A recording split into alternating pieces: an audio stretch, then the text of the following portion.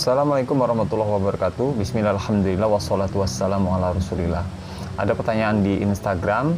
Saya itu selalu was-was dan takut mati, seakan-akan kematian itu di depan mata, dan perut saya selalu kembung. Mohon jawabannya, kira-kira apa yang harus saya lakukan? Ada dua pertanyaan, berarti was-was dan perut kembung ya. Nah, untuk orang was-was, bagaimana cara ruqyahnya? Seperti biasa, tangan kanan di tempat, karena was-was berada di dada, berarti kita tempelkan ke dada. Belum membacakan surat-surat tadi, jangan lupa kita berdoa kepada Allah bahwa kalau memang ada gangguan dan penyakit di dalam tubuhku ini, ya Allah, keluarkanlah, ya Allah, permudahlah keluar, ya Allah. Kemudian kita baru bacakan ada Al-Quran. Kemudian kita bacakan ruqyah dengan mengucapkan bismillah 3 kali, bismillah, bismillah, bismillah. Kemudian doa yang diajarkan Nabi, auzubillahi wa qudratihi min syarri ma ajidu wa hadir, baca 7 kali. Kemudian kita membacakan surat, kalau Anda hafal bisa bacakan surat Al-An'am 125, kemudian Al-Insyirah, Alam-Nasrah, kemudian kita bacakan surat An-Nas ya, surat An-Nas. Nah, Zubrabinnas, Malikinnas, Ilahinnas, min syarril waswasil khannas, allazi yuwaswisu fi sudurinas minal jinnati wan nas ya. Nah, di sini min syarril waswasil khannas, dari kejahatan bisikan syaitan ya, yang bersembunyi. Nah, artinya memang ditujukan untuk penyakit-penyakit waswas dan bagian dada ya. Nah, itu dilakukan dengan cara mengusap-usap. Jadi kita apabila Anda belum hafal, dan bisa juga bacakan atau belum bisa membaca Al-Quran, bisa juga baca surat-surat yang ada hafal, Al-Fatihah, Ayat Kursi, Al-Ikhlas, Falaq, An-Nas ya. Tapi berapa kali dibaca terserah, 1, 3, 5, 7 terserah. Jadi tidak ditentukan jumlah, tapi lebih baik kita bacakan lebih dari 1 kali ya. Kita baca usap-usap. Kalau ada reaksi, dibiarkan, misalnya sendawa atau batuk, bersin atau muntah, kita muntahkan ya.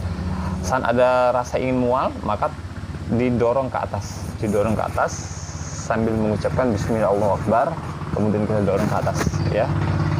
Sampai kapan? Sampai tidak ada reaksi lagi. Jadi kita dorong ke atas, masih ada reaksi mual, kita dorong lagi, masih muntah, kita dorong lagi, atau batuk atau bersin sampai tidak ada keluhan lagi. Nah, sampai kapan? Sampai tidak ada keluhan lagi. Berapa hari itu terserah ya. Ada satu kasus seorang perempuan yang terkena sihir, kemudian dia melakukan ruqyah mandiri 5 kali sehari. Setelah habis sholat 5 kali sehari dia ruqyah, dan alhamdulillah dalam beberapa hari buhul-buhul sihirnya keluar dari tubuhnya ya.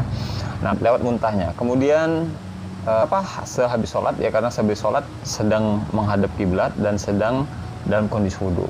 Tapi bisa dilakukan kapan saja, intinya bisa dilakukan kapan saja, dan memang sebaiknya dalam keadaan wudhu karena sedang suci ya, dan menghadap kiblat karena kita berdoa itu menghadap kiblat.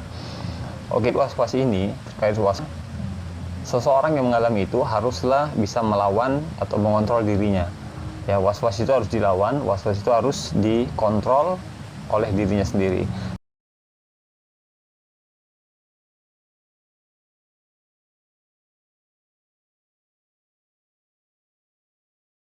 Itu untuk penanganan kasus was-wasnya.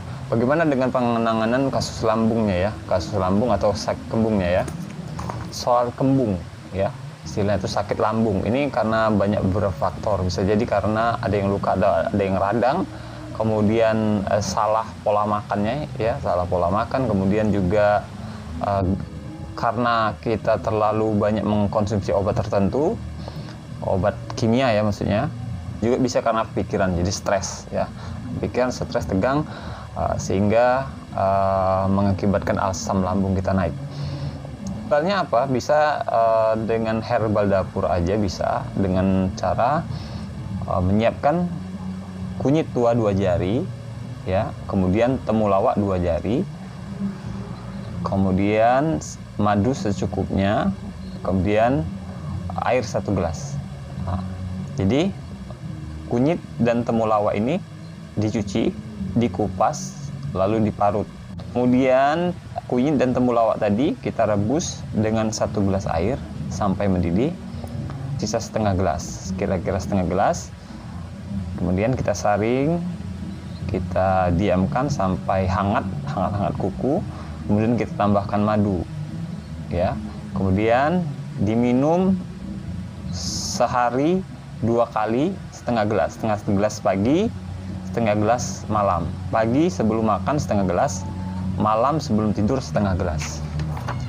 Proses percepatan penyembuhan sakit kembung atau sakit lambung ini, ya, hindari stres, pola makan dan pola tidurnya teratur, kemudian hindari makan makanan yang asam, kemudian pedas, ya.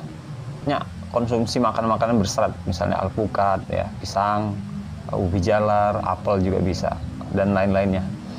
Baru itu, untuk menangani masalah lambung ini, juga masalah saluran kemih dan juga masalah usus, bisa juga konsumsi kurma muda, ya. Ini dilakukan oleh orang-orang Mesir kuno dalam menangani salah satunya kasus lambung ini. Barakallahu fikum, semoga bermanfaat. Hadza wallahu taala alam. Semoga kita diberikan kesembuhan. Assalamualaikum warahmatullahi wabarakatuh.